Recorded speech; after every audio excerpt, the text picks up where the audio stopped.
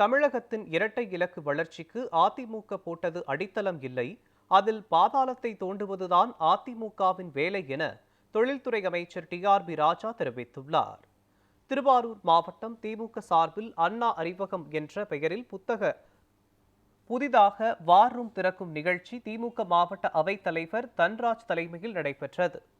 இதில் தமிழ்நாடு தொழில்துறை அமைச்சர் டிஆர்பி ராஜா, சட்டமன்ற உறுப்பினர் பூண்டி கலைவாணன் இணைந்து ரிப்பன் வெட்டி திறந்து வைத்தனர்.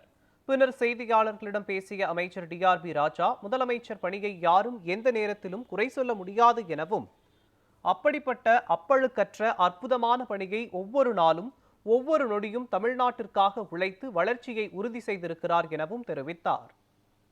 72% மேல அதுக்கு அந்த எம்ஓயுக்கான கன்வர்ஷன் ரேட் வேற எந்த மாநிலமும் செய்ய முடியாது.